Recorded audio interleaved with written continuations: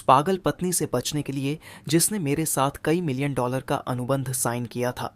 मैंने अपनी मौत का नाटक किया और 2 साल तक आज़ादी से जिया। जीवन अविश्वसनीय रूप से मधुर था, लेकिन किसने सोचा था कि सिर्फ मॉल में टहलने मात्र से ही मैं उससे दोबारा मिल जाऊंगा। उसी रात मेरे बचपन के दोस्त और मैंने गुह विवाह हेवन ऑन अर्थ नाम की एक भव्य जगह पर 888 पैकेज का ऑर्डर दिया था। जब मैं बाथरूम में था, उसने वास्तव में मुझे बिस्तर से बांधने के लिए एक बेल्ट का इस्तेमाल किया।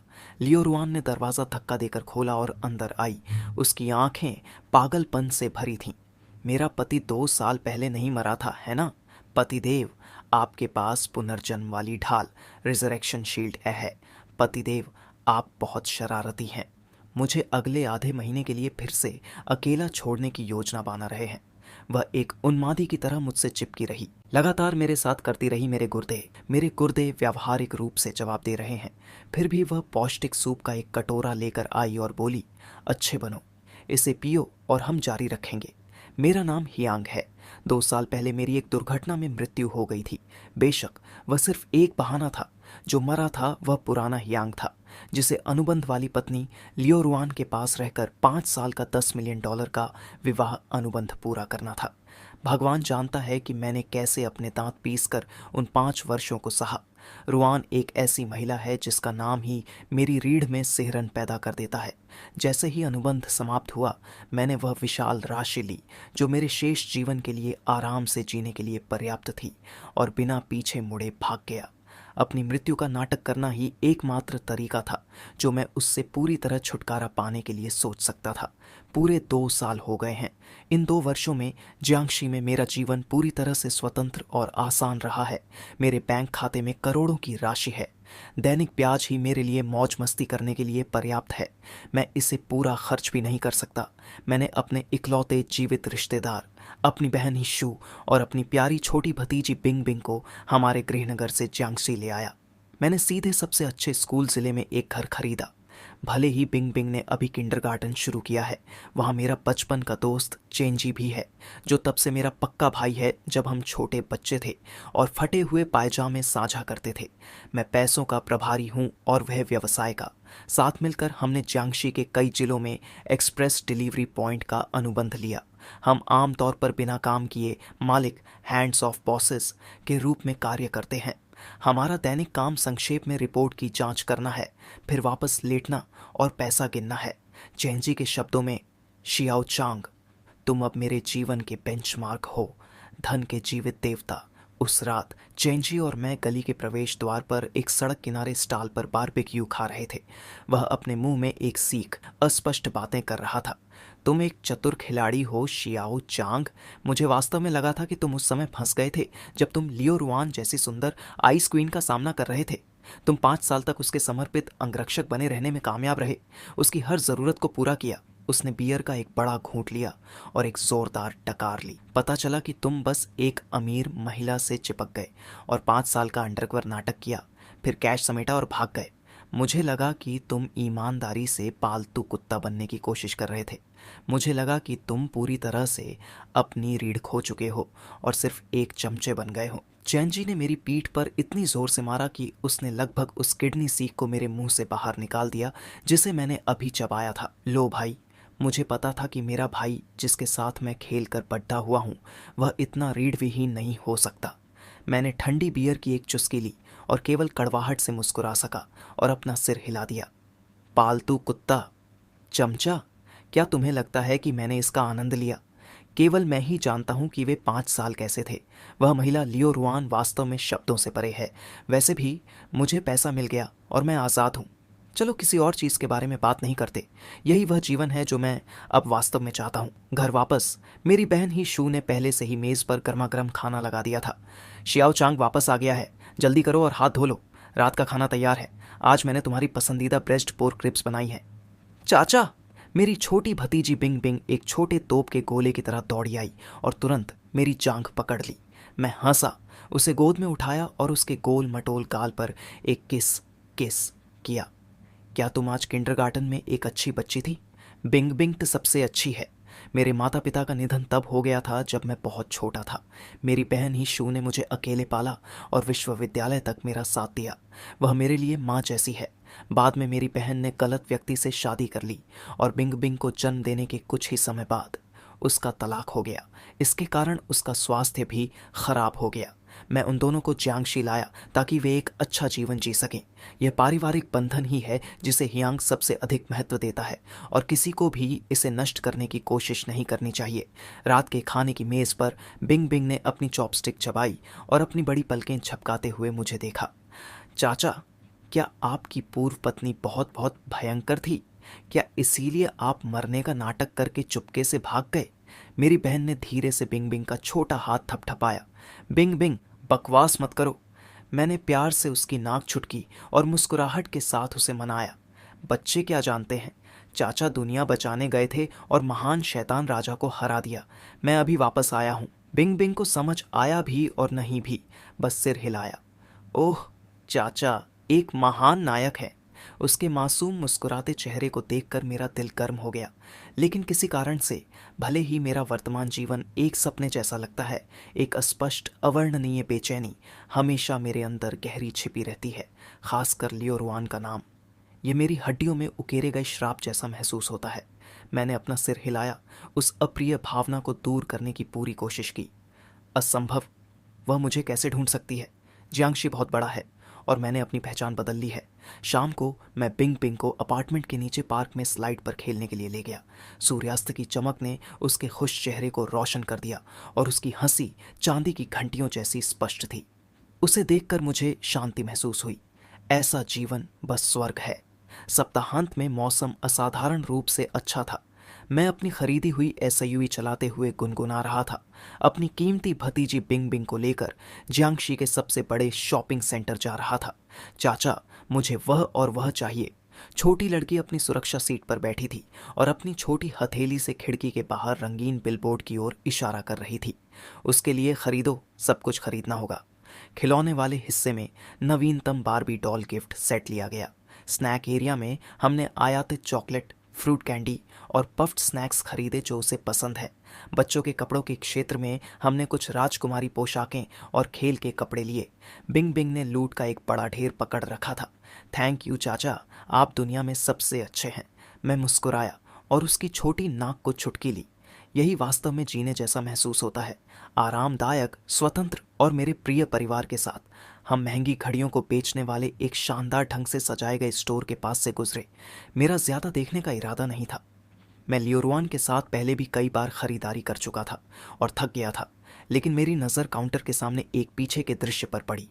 एक गहरे रंग की पोशाक ने उस अत्यधिक पतली कमर को स्पष्ट रूप से रेखांकित किया था। उसका चेहरा उत्तम लेकिन थोड़े बीमार पीले मेकअप के साथ बना हुआ था और गहरे लाल रंग की लिपस्टिक विशेष रूप से आकर्षक थी। उसने थोड़ा सिर झुकाया और काउंटर में एक घड़ी की ओर देखा। यह उसी प्रोफाइल की परछाई थी। मेरा दिल धक से रह गया, जैसे कि वह तुरंत एक धड़कन छोड़ गया हो। लियो रुआन, वह यहाँ कैसे हो सकती है? उसे अपनी कोल्ड बिजनेस एम्पायर में अपनी ठंडी क्वीन बने रहना चाहिए था। मेरे कदम सहज ही रुक गए। महिला को कुछ महसूस हुआ। उसने धीरे से अपना सिर उठाया और मेरी दिशा में देखा। जिस क्षण उसकी आंखें मिलीं, बूम, मेरे दिमाग में जैसे कुछ विस्फोट हुआ। वे आंखें अभी भी उतनी ही ठंडी थीं, लेकिन उनमें एक ऐसी थकान और उदासी थी जिसे मैं अपनी यादों से ज्यादा गहरा समझ नहीं पा रहा था। अगर यह महिला राख भी बन जाती तो भी मैं उसे पहचान लेता। लियो रुआन, वह वास्तव में जियांगशी आई थी। मेरा खून उस पल जम गया जैसा महसूस हुआ। मेरे हाथ पांव बर्फ जैसे ठंडे हो गए। उसने भी मुझे देखा, लेकिन केवल 1 सेकंड या उससे भी कम समय के लिए। फिर उसने शांति से अपना सिर पीछे घुमाया और घड़ी को देखना जारी रखा, जैसे कि मैं एक पूर्ण अजनबी था जो मायने नहीं रखता था। नहीं, रुको। लियो रुआन को गहरे रंग के कपड़े पहनने से नफरत थी। उसकी अलमारी काले पेशेवर सूटों के अलावा लगभग सभी जीवंत हल्के रंग के कपड़े थे। उसने कभी इस तरह का मेकअप नहीं किया था जिसमें थोड़ा सा पतन, डेकेडेंस झलक रहा हो। उसका पूरा व्यवहार भी अलग था। पुरानी वरी एक ऊंची और शक्तिशाली बर्फ की चट्टान थी जो लोगों को दूर धकेलती थी, लेकिन सामने वाली महिला रात में चुपचाप खिलने वाले काले ट्यूलिप की तरह थी जिसमें निराशा का एक निशान था। यह एक गलती होनी चाहिए, है ना? मैंने उसे गलत पहचाना होगा। जियांगशी बहुत बड़ा है। यहाँ कई लोग हो सकते हैं जो एक जैसे दिखते हैं। मैंने अपनी घबराहट को शांत करने की कोशिश की। चाचा, बिंग बिंग ने मेरी आस्तीन खींची। उसने फिर छिपकर स्टोर में मौजूद महिला को देखा। वह आंटी बहुत सुंदर है, उसने फुसफुसाते हुए कहा। लेकिन वह दुखी क्यों दिख रही है? क्या वह घड़ी खरीदना चाहती है, लेकिन उनके पास पर्याप्त पैसे नहीं हैं? मासूम शब्द मेरी गर्दन की एक संवेदनशील नस को धीरे से चुभने वाली सुई की तरह थे। दुखी? क्या लियो रुआन कभी दुखी हो सकती है?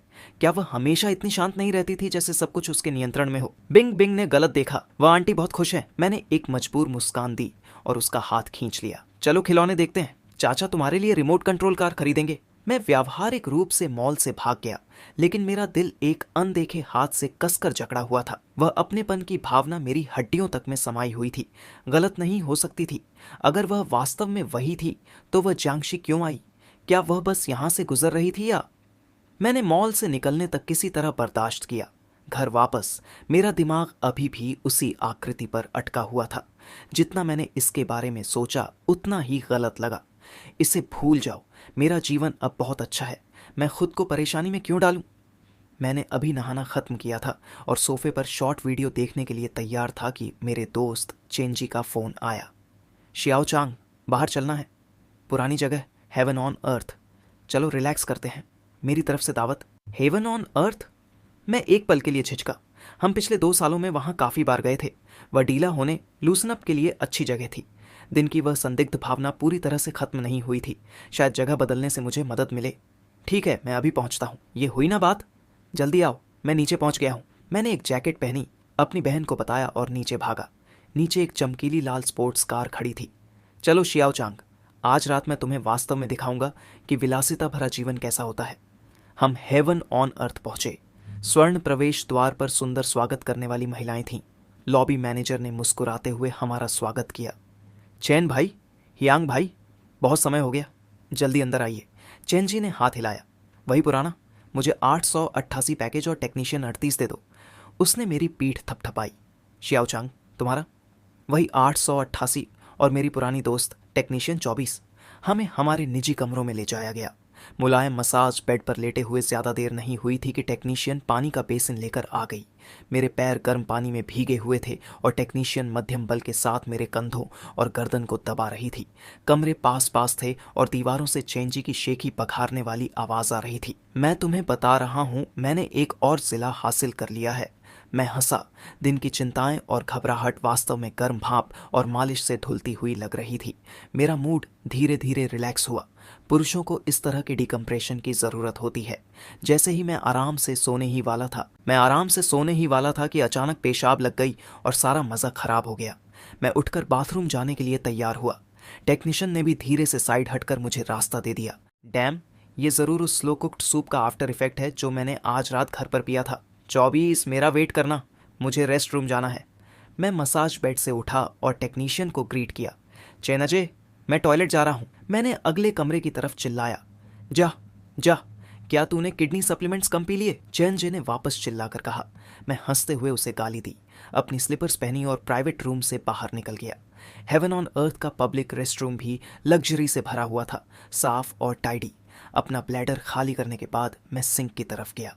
ठंडा पानी मेरी उंगलियों पर बह रहा था। मैंने हाथों से पानी झटक दिया। आईने में मेरा थोड़ा थका हुआ लेकिन रिलैक्स्ड चेहरा दिख रहा था। लेकिन जैसे ही मैं मुड़ा प्राइवेट रूम में वापस जाने के लिए, बिना किसी वार्निंग के मेरी गर्दन के पीछे एक तेज खतरनाक दर्द हुआ। ऐसा लगा जैसे किसी ने जोर से डंडा मारा हो।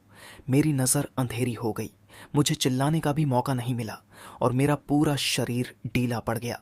मैं वहीं बेहोश हो गया। चैन जे अपने प्राइवेट रूम में बैठा टेक्नीशियन से बातें कर रहा था। वो नॉन स्टॉप अपनी लाइफ गोल्स के बारे में शेखी बघार रहा था। जब मैं बहुत पैसा कमा लूंगा, मैं एक छोटा आइलैंड खरीदूंगा और वहीं रोज रहूंगा। काफी देर बाद उसे लगा कुछ गड़बड़ है। श्याओ चांग, वो लड़का कहीं गिर तो नहीं गया? इतना देर हो गई है। उसने फोन निकाला और हाई चोंग को कॉल किया। Sorry, the call you have dialled can not be answered for the moment. चेंजे का चेहरा सिकुड़ गया। उसका दिल बैठ गया।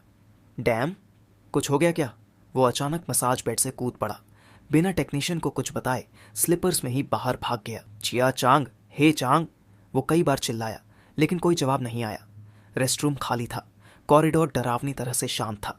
उसके पास कोई और ऑप्शन नहीं था। उसने मेरी बहन हाइजू को कॉल किया और कैजुअली पूछा कि क्या मैं घर गया हूँ। फिर उसने झूठ बोला कि मुझे नेबरिंग सिटी जाना पड़ा कुछ स्टोर्स चेक करने और मैं कुछ समय के लिए नहीं आऊँगा। मेरा सिर बहुत दर्द कर रहा था, जैसे किसी ने हथौड़े से जोर जोर से मारा हो। मैंने बड़ी मुश्किल से अपनी आंखें थोड़ी खोलीं। सब कुछ ब्लरी था। जब मेरी नज़र साफ हुई, ये कौन सी जगह है? छत अनजान थी। एक लग्जूरियस लेकिन अजीब सा ग्लूमी क्रिस्टल चैंडेलियर लटका हुआ था। मैंने हिलने की कोशिश की, लेकिन मेरी कलाइयों से ठंडी मेटेलिक फीलिंग आई। मैंने नीचे देखा। Oh shit! मेरे हाथ मेटल रिस्ट्रेंट से बंधे थे, हेडबोर्ड से कस कर जकड़े हुए। मेरे पैर भी वैसे ही बंधे हुए थे। मैं एक अजीब बड़े बेड पर ऐसे बंधा हुआ था। ये कैसा स्क्रिप्ट है? क्या हनी ट्रैप अपग्रेड हो गया? क्या उस कमीने चेंजे ने मुझे बेच दिया? नहीं, वो इतना दिमागदार या हिम्मत वाला नहीं है। कमरा लग्जरी से भरा था, लेकिन कलर स्कीम बहुत डार्क थी। एक अजीब सा डरावना वाइब दे रही थी और हवा में एक खुशबू थी, एक बहुत ही जानी पहचानी परफ्यूम की स्मेल। मेरे पूरे शरीर के बाल खड़े हो गए। मैं इस स्मेल को कभी भूल नहीं सकता, चाहे इसे जला भी दिया जाए। ये लियो रुयन का फेवरेट कस्टमाइज्ड परफ्यूम था। पूरी दुनिया में सिर्फ एक ही बॉटल। मेरा दिल जोर जोर से धड़कने लगा। नहीं, ये इम्पॉसिबल है। वो कैसे हो सकती है? मैं तो हेवन ऑन अर्थ में था। मैं तो बस रेस्ट रूम गया था। मेरे दिमाग में एक के बाद एक खतरनाक ख्याल आने लगे। मैं गया। इस बार मैं सच में गया। ये पागल और भी ज्यादा पागल है जितना मैंने सोचा था। जैसे ही मेरा दिमाग पूरी तरह उलझा हुआ था और मैं उन मेटल रिस्ट्रेंट से निकलने की कोशिश कर रहा था, क्लिक, दरवाजा धीरे से खुला। उसके बाद हाई हील्स की साफ आवाज आई। टप टप टप। कदम न तेज थे न धीमे, लेकिन ऐसा लग रहा था जैसे मौत खुद मेरी तरफ आ रही हो। हर कदम मेरे दिल की धड़कन पर पड़ रहा था। दरवाजे पर एक फिगर दिखी, वही डार्क कलर की ड्रेस जो मैंने आज दोपहर मॉल में देखी थी। खूबसूरत मेकअप के नीचे एक बीमार सी सफेद चेहरा। लियो रुवन। वो मुझे बिना किसी एक्सप्रेशन के देख रही थी। उसकी आंखें ठंडी थीं, लेकिन उस ठंडक के अंदर एक अजीब पागलपन छुपा था। मेरे पति, उसने कहा। उसकी आवाज डरावनी तरह से शांत थी। क्या तुम 2 साल पहले कार एक्सीडेंट में मर नहीं गए थे? वो थोड़ी देर रुकी। उसके होंठ के कोने पर एक अजीब सी मुस्कान आई। फिर तुम्हारे पास रेजरेक्शन शील्ड कैसे है? सच में ये लाइन बहुत चीजी लग रही थी। वो धीरे धीरे मेरी तरफ चलने लगी। उसकी हील्स की आवाज करीब आती गई और दबाव बढ़ता गया। अब मैं उसके परफ्यूम की स्मेल साफ महसूस कर सकता था, जो अब डरावनी लग रही थी। वो बेड के पास आकर रुक गई। नीचे झुककर मुझे ऐसे देखने लगी जैसे कोई अपनी खोई हुई चीज वापस पाकर उसे निहारता है। फिर उसने कुछ ऐसा किया जिससे मैं पूरी तरह शॉक्ड रह गया। उसने अपनी वेस्ट का बेल्ट खोला। वो काफी महंगा लग रहा था। फिर उसने उसी बेल्ट से मेरे अपर बॉडी को बांधना शुरू किया, बार बार लपेटकर मुझे हेडबोर्ड से और कसकर बांध दिया। इस पोजीशन में मुझे अचानक बहुत ज्यादा शर्म महसूस होने लगी। अब भी तुम नॉटी हो रहे हो? वो झुककर बोली। उसके ठंडे बाल मेरे चेहरे पर गिर रहे थे। उसकी गर्म सांस मेरे कान के पास लग रही थी। क्या तुम फिर से मुझे छोड़कर जाने की कोशिश कर रहे थे? उसकी आवाज में शिकायत भी थी, पैरानोया भी, और एक बीमार ऑब्सेशन भी। फिर वो पूरी तरह मेरे ऊपर लेट गई और मुझसे जबरदस्ती इंटीमेसी करने लगी। उसकी इंटेंसिटी, उसका जुनून, ऐसा लग रहा था जैसे वो मुझे अपने शरीर में ही मिला देना चाहती हो, कभी अलग न होने के लिए। मैं कसम खाता हूँ, मैं सीधे शेर के मुंह में आ गया हूँ। अगले आधे महीने तक मैंने ऐसी जिंदगी जी जो कुत्ते से भी बदतर थी। नहीं, रुको। ये एक ऐसी जिंदगी थी जहाँ मुझे हर चीज़ मिल रही थी, लेकिन मैं कैद था। वो मुझे अपने प्राइवेट प्रॉपर्टी की तरह ट्रीट कर रही थी। हर दिन हर तरीके से मुझे टॉर्चर कर रही थी। मेरे किडनीज विजिबली कमज़ोर हो गए थे। मैं पूरी तरह ड्रेन्ड महसूस कर रहा था। जब भी मुझे लगता कि मैं मरने वाला हूँ, वो मेरे लिए महंगे टॉनिक्स लेकर आती थी, जैसे जिनसेंग, डियर एंटलर्स, सी क्यूकम्बर, अबलोनी, और वो सूप जो वो खुद बनाती थी। वो सूप दिखने में ख़राब और टेस्ट में भी बेकार था, लेकिन उसका इफ़ेक्ट बहुत पावरफुल था क्योंकि उसमें बहुत स्ट्रॉन्ग इंग्रेडिएंट्स थे, जैसे रुकोंग रोंग, बजिटियन, यिनयंग हुओ, गियर और बाकी चाइनीज़ हर्बल एफ्रोडीशियक्स। साथ में ट्रेडिशनल हर्ब्स, रेमानिया, शुइहांग, goji berries, fleece flower root, हिशावू, कैटरपिलर फंगस, दोंगचोंग खाओ, युकामिया बार्क, दूचोंग, और अलग अलग जानवरों के penis, dog, ox, horse, deer, tiger. वो मुझे बहुत प्यार से स्पून से खिलाती थी, कभी कभी माउथ टू माउथ भी। फिर जैसे ही मैं थोड़ा रिकवर करता, फिर से वही ट्रेनिंग शुरू हो जाता। ये क्या है आखिर? पहले मारो फिर मीठा खिलाओ। नहीं, ये तो स्वीट टॉर्चर है। मैं पागल हो जाऊंगा। इस लग्जूरियस लेकिन घुटन भरे पिंजरे में मैं वो जिंदगी जी रहा था जिसका मैंने सपना देखा था। नहीं, एक कुत्ते से भी बदतर जिंदगी, जहाँ मुझे हर चीज़ दी जा रही थी, लेकिन मैं कैद था। लियो रुआन हर दिन टाइम पर आती थी, वो हर तरह का गुरमे खाना लाती थी, ऐसे इंग्रेडिएंट्स जो मैंने सिर्फ हाई एंड रेस्टोरेंट्स में देखे थे। स्पष्ट था कि ये डिशेस किसी मास्टर शेफ ने बनाई थी। फिर वो बेड के पास बैठती और मुझे बच्चे की तरह बाइट बाय बाइट खिलाती। सच कहूँ, खाना बहुत टेस्टी था, लेकिन अगर तुम इग्नोर कर सको मेरे हाथ पैरों पर लगे ठंडे मेटल रिस्ट्रेंट्स और उसकी आंखें जो कभी मुझसे हटती नहीं थीं, आग की तरह जलती हुई पोजेशन से भरी। मुंह खोलो हबी। उसकी आवाज़ बहुत सॉफ्ट थी, थोड़ी सी भारी भी। मैं क्या करता? क्या मैं मुंह खोलने से मना कर सकता था? कभी कभी शायद उसे ये तरीका बोरिंग लगता था, तो वो एक बोल में गर्म सूप लाती। मैं तुम्हारे लिए फूंक देती हूँ। फिर वो खुद एक SIP लेती, झुकती और मुझे माउथ टू माउथ पिलाती। Oh shit! पहली बार जब ऐसा हुआ मेरा पूरा शरीर फ्रीज हो गया, दिमाग ब्लैंक। मैं वहीं स्पॉन्टेनियस कॉम्बशन कर देता लगभग। उस वार्म कांटेक्ट के साथ उसकी आंखों में छिपा टीचिंग और वो गहरी पॉजिटिवनेस मुझे एक्सट्रीम शर्म और अंदर से अजीब पैनिक दे रही थी। ये औरत बिल्कुल जानती है किसी को कैसे टॉर्चर करना है, डबल टॉर्चर, फिजिकल भी मेंटल भी। इस बार कहाँ भागने का प्लान है? वो पूछती, सिल्क स्कार्फ से मेरे मुंह के कोने से टपकता सूप साफ करते हुए। उसकी टोन इतनी जेंटल थी कि गुस्सा आ जाए। उसकी आवाज़ जैसे लवर्स के बीच विस्पर हो, लेकिन उसमें कंट्रोल साफ महसूस होता था। मेरे पति! उसने इन 2 शब्दों पर जोर दिया। तुम कहाँ भाग सकते हो? मैं चिपचिपे राइस डंपलिंग की तरह बंधा हुआ था। अब तो ये रेसलर प्ले में बदल गया था। एक बार वो बहुत अच्छे मूड में लग रही थी, कुछ गुनगुना रही थी, फिर अपने फैंसी हैंडबैग से एक लाल कलर की बुकलेट निकाली और मेरे सामने हिलाई। वो लाल रंग आंखों को चुभ रहा था। Marriage certificate. तुम मुझे फिर से छोड़ नहीं सकते, हम लीगली मैरिड कपल हैं। वो ऐसे हंसी जैसे बिल्ली ने मछली चुरा ली हो। मैंने सर्टिफिकेट देखा, फिर उसे देखा। कमाल है, अब तो कानून से भी बंध गया हूँ। पता ही नहीं चला, 1 महीना ऐसे ही गुजर गया। मैं पूरी तरह ड्रेन्ड था, मानसिक रूप से टूटने के करीब।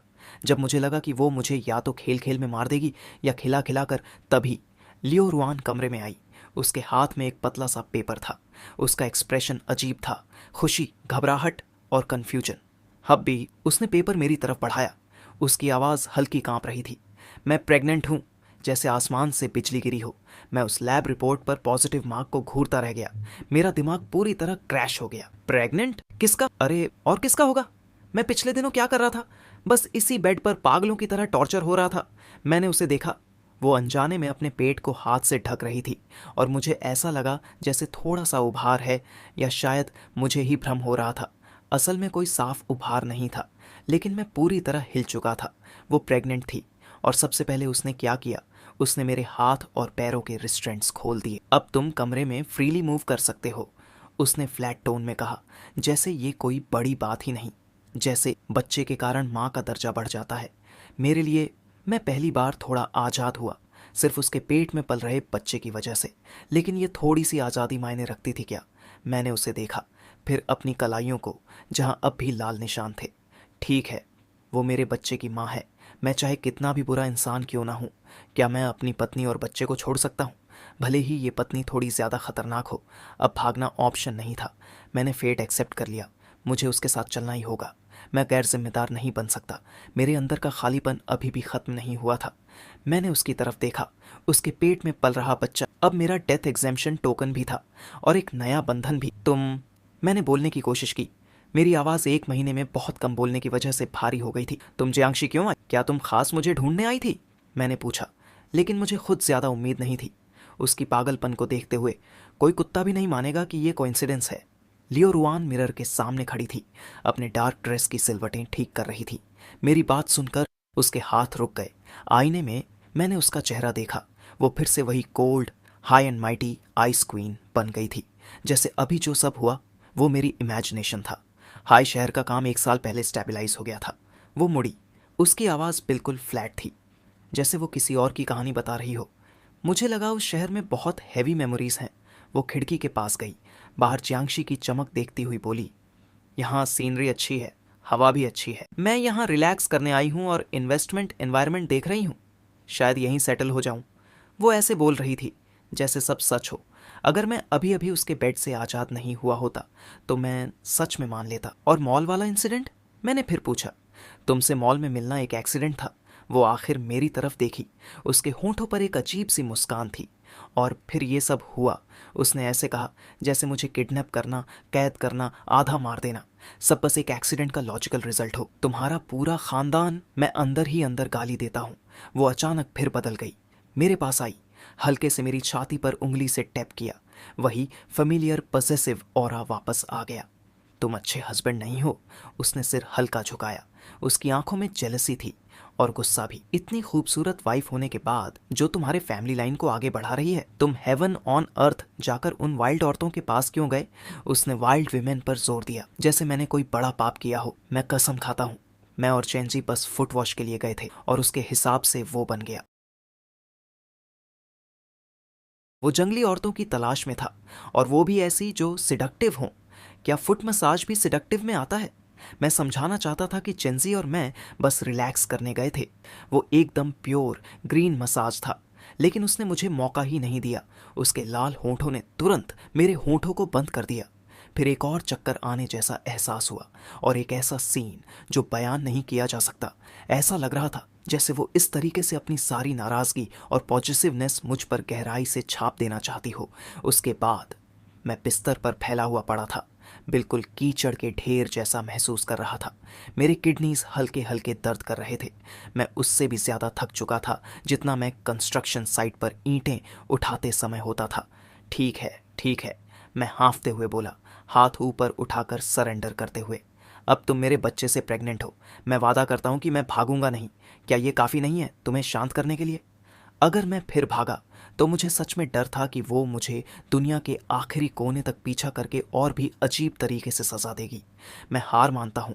मेरी ये मान जाने वाली एटीट्यूड शायद लियो रुआन को पसंद आई।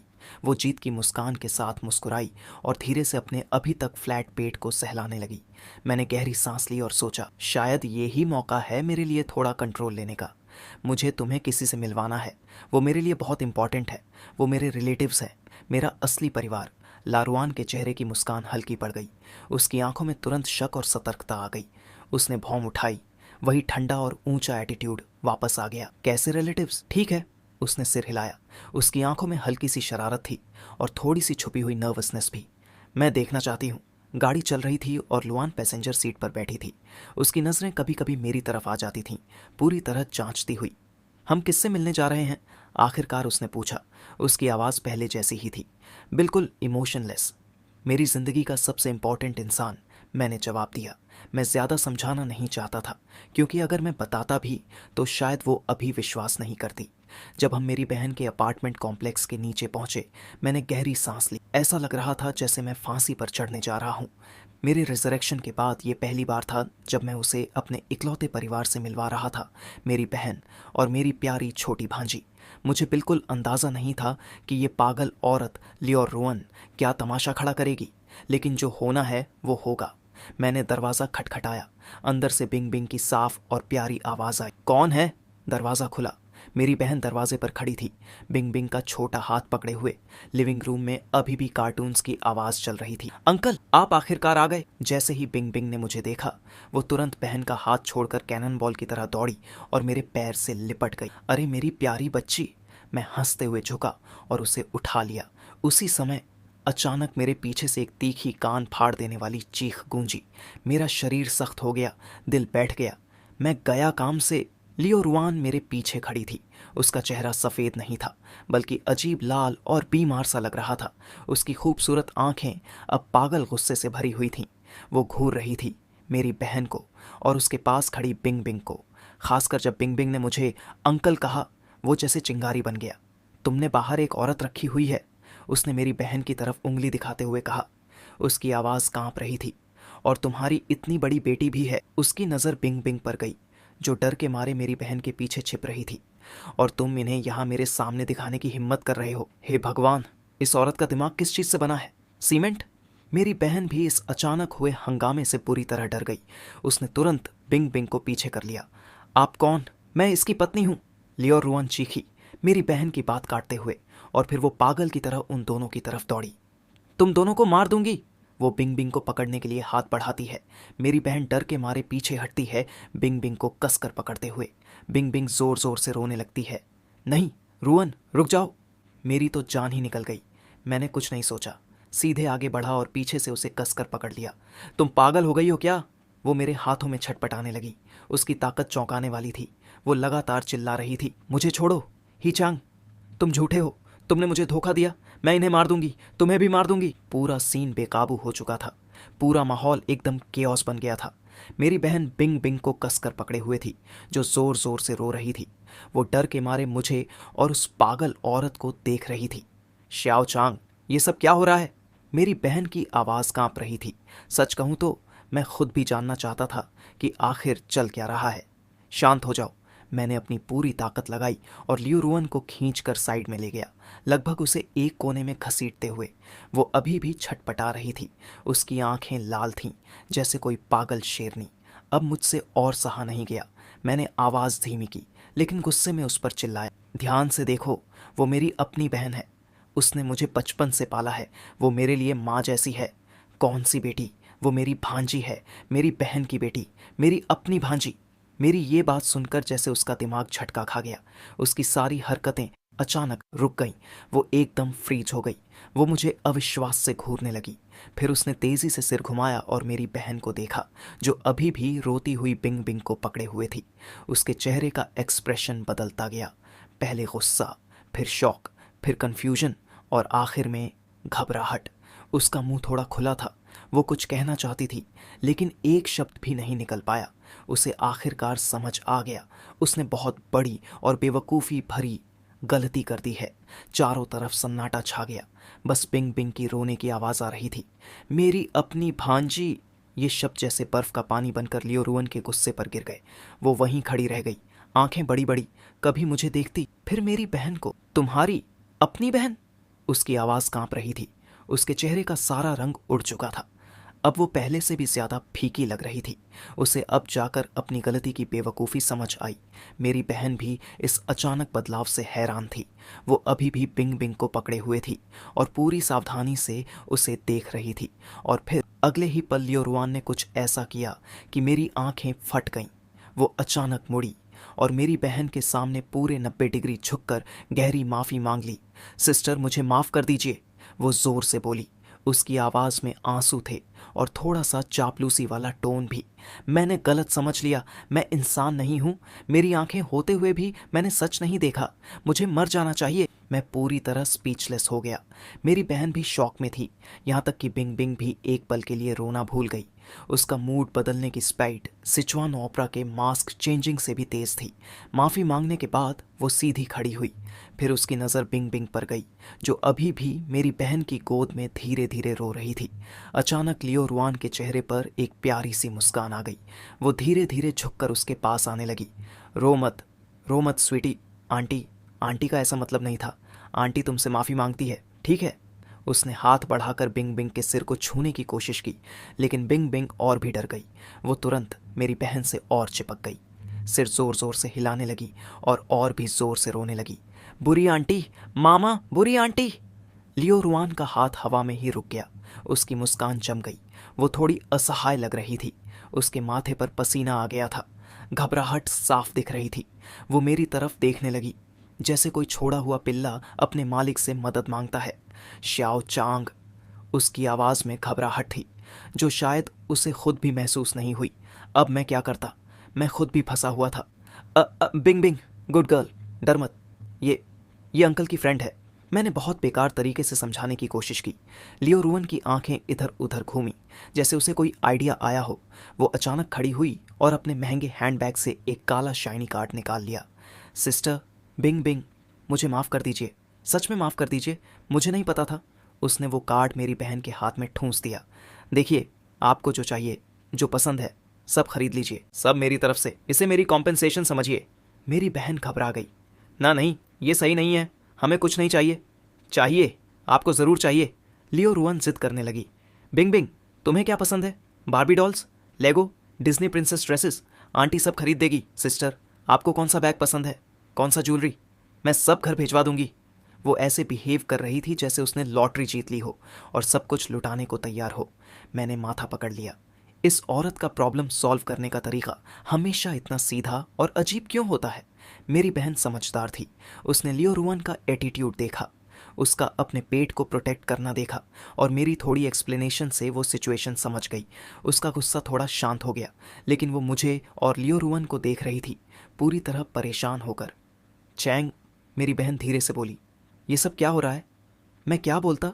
मैंने बस टाल दिया, सब मिसअंडरस्टैंडिंग है, बस मिसअंडरस्टैंडिंग। डिनर के समय अपनी सिंसेरिटी दिखाने के लिए लियो रुआन ने खुद खाना बनाने की पेशकश की। मैं और मेरी बहन एक दूसरे को देखने लगे। हम दोनों की आंखों में शौक था और थोड़ा डर भी। और सच में, जैसे ही वो किचन में गई, वो एकदम केओस बन गई, जैसे कोई हस्की कुत्ता कॉटन फील्ड में छोड़ दिया गया हो। कभी वो सोय सॉस गिरा देती, पूरा चूल्हा गंदा हो जाता। कभी सब्जी काटते हुए अपनी उंगली काटने वाली होती। मेरी बहन उसे साइड में खड़े होकर गाइड कर रही थी, बार बार उसे किचन में आग लगाने से रोकते हुए। मैं दरवाजे के पास खड़ा ये सब देख रहा था।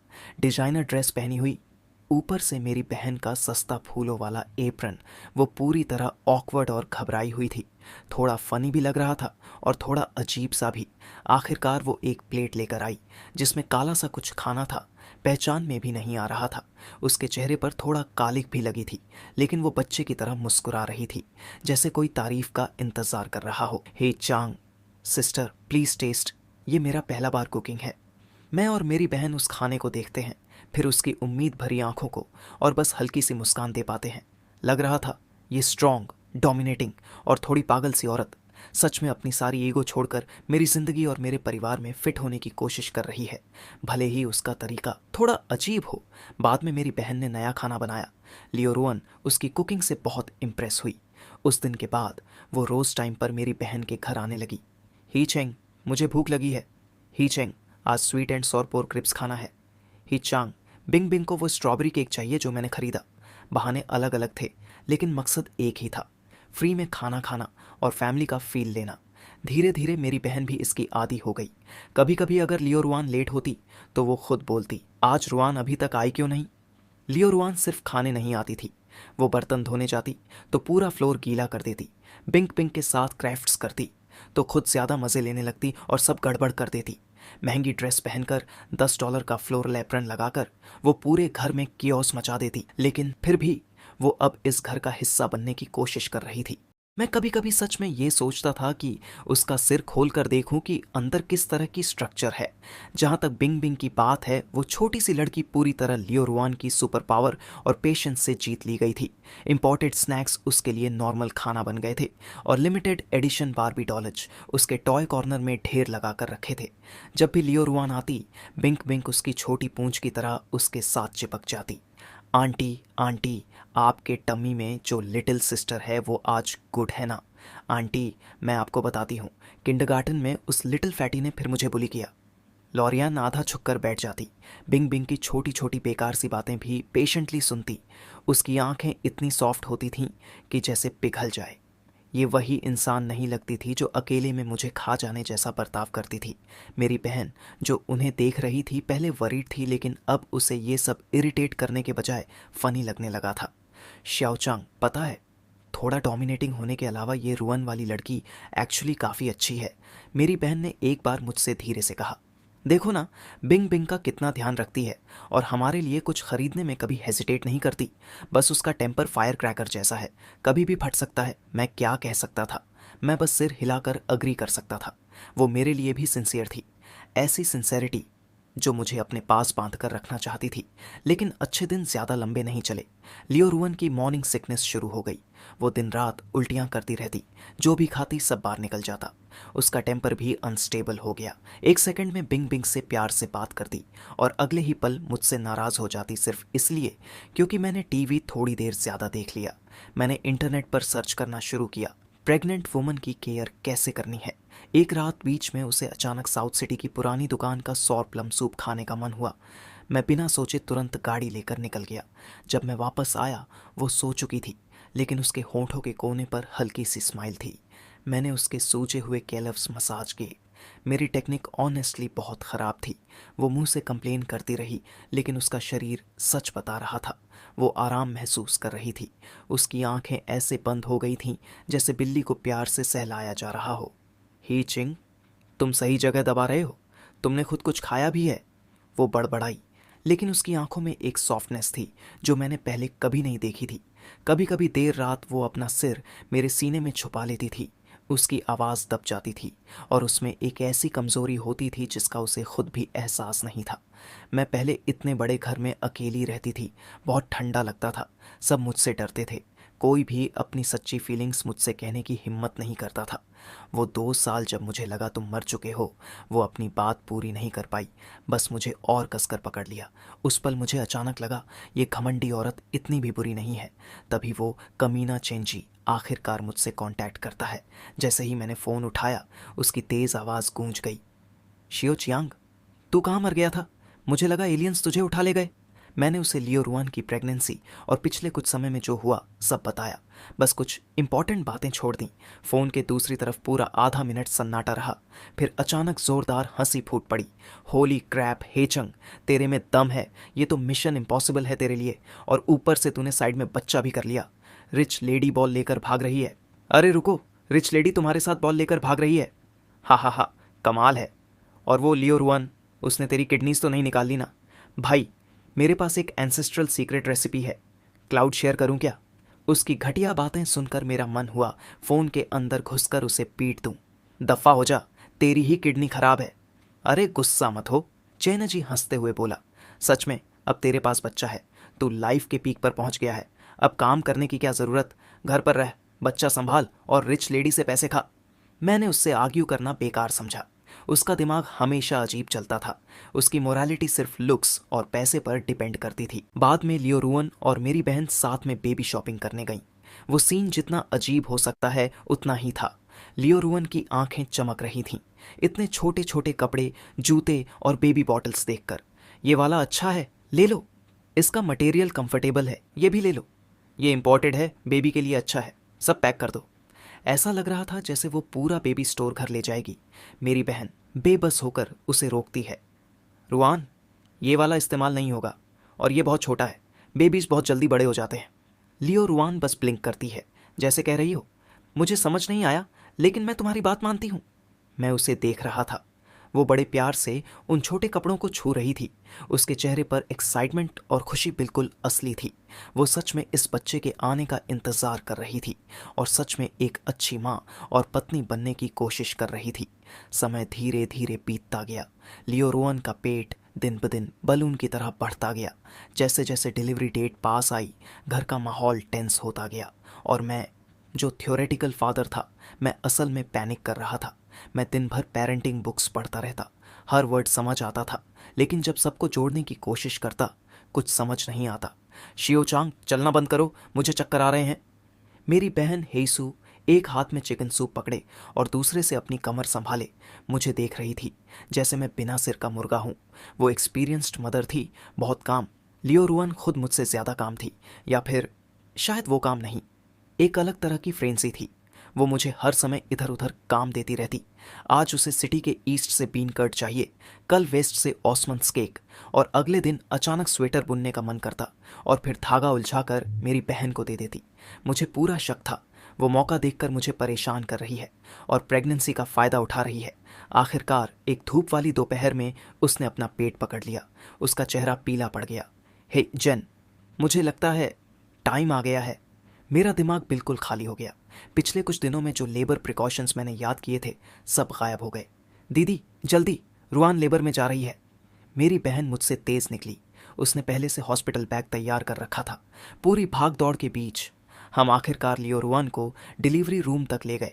वो 3 लाल शब्द, ऑपरेटिंग इन प्रोग्रेस, ऐसे चमक रहे थे जैसे 3 पहाड़ मेरे दिल पर रख दिए गए हों।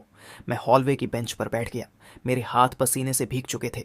अंदर मेरी वाइफ और मेरा बच्चा था, जिससे मैं अभी तक मिला भी नहीं था। समय धीरे धीरे रेंग रहा था, हर सेकंड जैसे एक सदी हो। मेरी बहन ने मेरे कंधे पर हाथ रखा। सब ठीक होगा, रुअन की बॉडी स्ट्रांग है और डॉक्टर्स भी बेस्ट हैं। मुझे सब लॉजिक पता था, लेकिन दिमाग में बुरे ख्याल रुक ही नहीं रहे थे।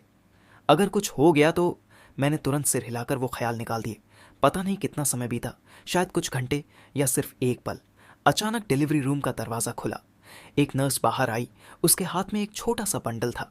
उसके चेहरे पर प्रोफेशनल स्माइल थी। कॉन्ग्रेचुलेशंस, मदर एंड डॉटर दोनों सेफ हैं। 6 पाउंड 8 आउंस, एक हेल्थी बेबी गर्ल है। मैं तुरंत खड़ा हो गया। मेरे पैर अभी भी कांप रहे थे। मदर एंड डॉटर सेफ हैं, बेटी है। जो भारी बोझ मेरे दिल पर था वो एकदम से उतर गया। मेरी आंखों में आंसू आ गए। मैं नर्स के साथ बेबी को देखने गया। वो एक छोटा सा गुलाबी बंडल थी। उसकी आंखें बंद थीं और उसका छोटा सा मुंह कभी कभी हिल रहा था। ये मेरी बेटी है। मेरा दिल ऐसा लग रहा था जैसे किसी ने हल्के से खरोंच दिया हो, और वो पूरी तरह पिघल गया। नर्स ने उसे मेरी बाहों में दे दिया। मैं उसे बहुत सावधानी से पकड़ रहा था, जैसे सांस लेने से भी वो टूट जाएगी। वो इतनी छोटी, इतनी नरम थी। मैं गया, हिचंग, इस जिंदगी में मैं खत्म हूँ, पूरी तरह इस छोटी लड़की के कब्जे में, पूरी तरह डॉटर स्लेव बन गया। मैं वार्ड में गया। लियो रुआन बिस्तर पर लेटी थी। उसका चेहरा पीला था, माथे पर पसीना था, लेकिन जब उसने अपनी बेटी को देखा, उसकी आंखों में ऐसी नरमी थी जो मैंने कभी नहीं देखी थी। वो नरमी जो बर्फ को भी पिघला दे। उसने उंगली बढ़ाकर धीरे से बेटी के गाल को छुआ। उसके होंठों पर एक हल्की संतुष्ट मुस्कान थी। ही चांग, ये तुम्हारी तरह लगती है। मैंने उसे देखा, फिर बच्चे को। मेरे दिल में बहुत सारी फीलिंग्स एक साथ आ गईं।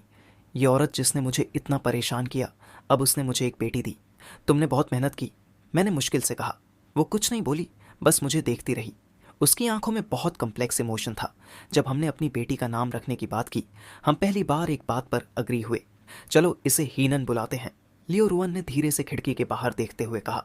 अगर तुम किसी को अपने दिल में रखते हो तो वो जवाब देता है। मैं समझ गया वो क्या कहना चाहती थी। ये नाम उसकी स्टबन फीलिंग्स का एक्सटेंशन था, और हमारी इस मुश्किल से मिली खुशी की सबसे गहरी याद। जिस दिन हम हॉस्पिटल से डिस्चार्ज हुए, मेरी बहन और बिंग बिंग सबसे ज़्यादा एक्साइटेड थे। मेरी बहन ने हीनन को गोद में लिया। उसकी आंखों में आंसू थे। बहुत अच्छा, बहुत अच्छा, हमारे परिवार में नया मेंबर आया है। बिंग बिंग क्रिब के पास खड़ी थी, अपनी लिटिल सिस्टर को देख रही थी। अंकल, आंटी, लिटिल सिस्टर कितनी क्यूट है। वो अपनी उंगली से उसके गाल को छूने वाली थी, लेकिन मेरी बहन ने तुरंत रोक दिया। बिंग बिंग, धीरे, वो अभी बहुत छोटी है। ओह, बिंग बिंग ने सिर हिलाया, फिर बोली, मैं अच्छी बड़ी बहन बनूंगी और लिटिल सिस्टर को प्रोटेक्ट करूंगी। मैं सबको देख रहा था, मेरी बहन की मुस्कान, बिंग बिंग का इनोसेंस, और लियो रुआन का थका हुआ लेकिन शांत चेहरा। अचानक लगा पहले की सारी बेवकूफ़ी भरी बातें अब मायने नहीं रखती। अब मैं बस इन्हें प्रोटेक्ट करना चाहता हूँ। हालांकि मुझे पता था लियो रुआन के साथ फ्यूचर में ज़िंदगी आसान नहीं होगी, लेकिन क्या फ़र्क पड़ता है, मुसीबत आएगी तो संभाल लेंगे। कुछ समय बाद लियो रुआन घर पर रिकवर कर रही थी। उसका केयर बहुत लग्जूरियस था।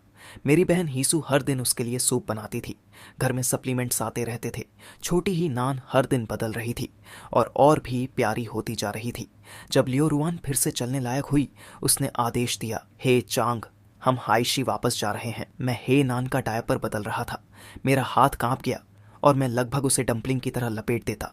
हाइशी वापस? वो तुम्हारा इलाका है, तुम्हारे डैड का इलाका। क्या हुआ, डर गए? लियो रुआन ने साइड से देखा, वही टीजिंग स्माइल। मेरे पेरेंट्स तुमसे और नान से मिलना चाहते हैं। ऑर्डर ऑलरेडी आ चुका है। मेरे पास मानने के अलावा कोई ऑप्शन नहीं था। कुछ दिनों बाद हम प्राइवेट प्लेन में थे। मैं हीनान को पकड़े हुए था और खिड़की के बाहर क्लाउड्स देख रहा था। मेरा दिल अनईजी था।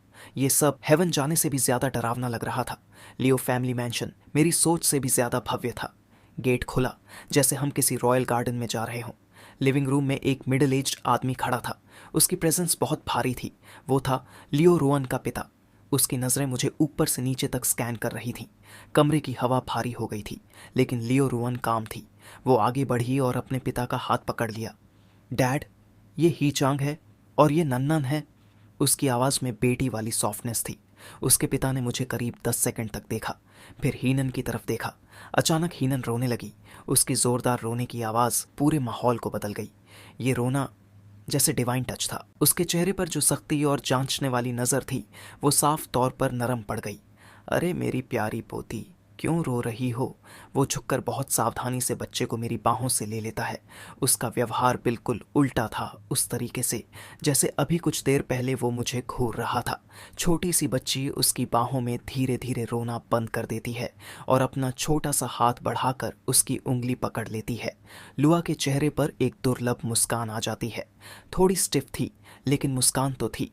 उस रात लुओ फैमिली ने एक ग्रैंड फैमिली बैंक्वेट रखा। वो इसे फैमिली डिनर कहते हैं, लेकिन उसका स्केल उन सारे कंपनी एनुअल डिनर से भी बड़ा था जिनमें मैं कभी गया था। लंबी डाइनिंग टेबल, शानदार डिशेस और ढेर सारे रिश्तेदार जिनके नाम मुझे नहीं पता, लेकिन साफ दिख रहा था कि वो सब रिच और नोबल एलिट से हैं। लुआन एक एलिगेंट इवनिंग ड्रेस में बदल चुकी थी। वो मेरा हाथ पकड़े हुए थी और दूसरी बाहों में सोती हुई हिनान को संभाले हुए थी। वो भीड़ के बीच खड़ी थी, चेहरे पर कॉन्फिडेंट और कंपोज्ड स्माइल। एवरीवन। उसकी आवाज़ साफ और कमांडिंग थी, एक अलग ही प्रेजेंस के साथ। Let me formally introduce you. वो मेरी तरफ देखती है, उसकी आंखों में प्राइड, टेंडरनेस और हल्का सा पॉसेसिवनेस। ये है मेरे हस्बैंड हाई चोंग और ये हमारी बेटी हिनान। पूरा हॉल एक पल के लिए शांत हो जाता है, फिर अचानक फुसफुसाहट और बधाइयों की आवाज़ें आने लगती हैं। मुझे महसूस होता है कि बहुत सारी निगाहें मुझ पर हैं, कुछ ब्लेसिंग वाली, कुछ क्यूरियस, कुछ जेलस और शायद कुछ नफरत वाली भी। कौन परवाह करता है? अब मैं ऑफिशियली रिकॉग्नाइज्ड हूँ। रिश्तेदार एक एक करके टोस्ट करने आते हैं, हर तरह की विशेस देते हैं। खासकर एक औरत, फ्लैशी कपड़े पहने हुए, उम्र में ज़्यादा बड़ी नहीं। वो मुझे ऐसे देख रही थी जैसे मैं कोई रेयर एनिमल हूँ।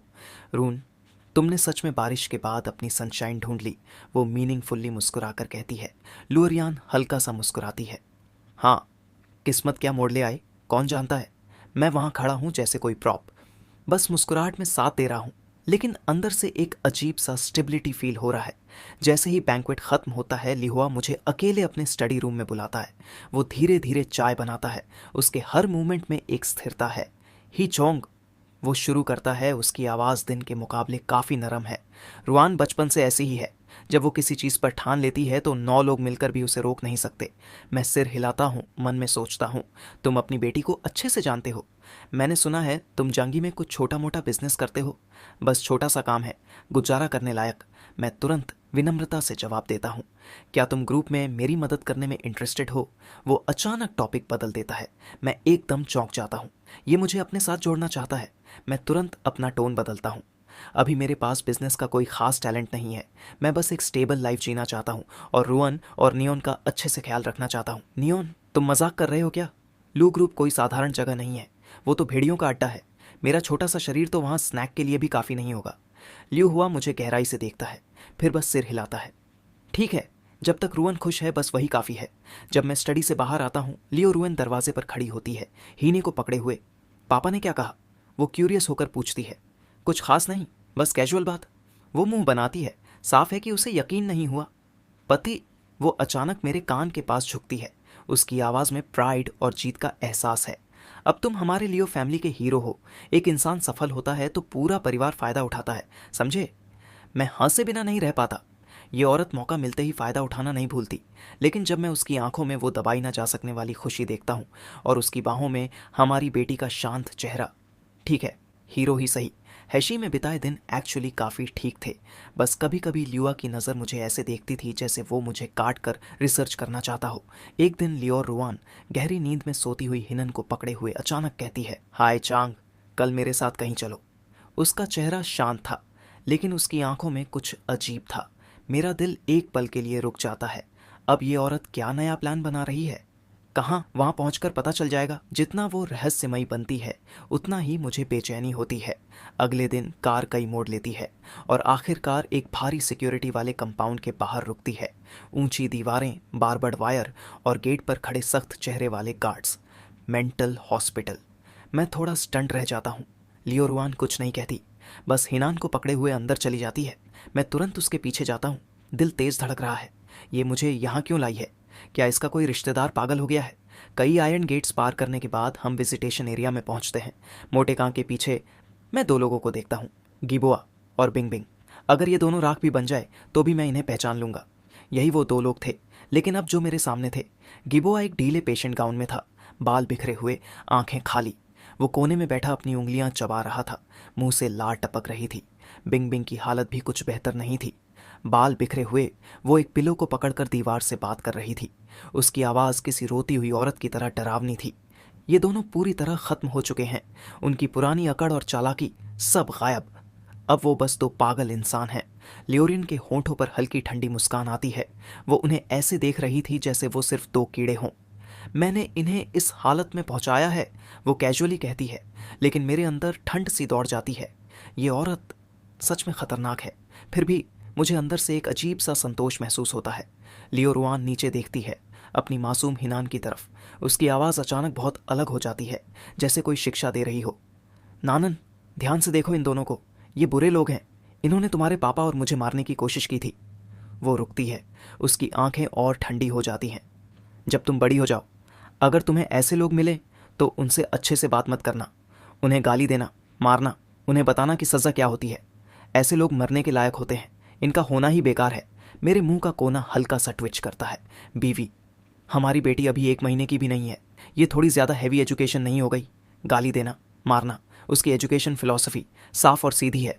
मैं उन दोनों को देखता हूँ, आधे इंसान आधे भूत जैसी हालत में, और फिर लियो रुआन की बातों को याद करता हूँ। तभी मुझे अचानक सब समझ आता है।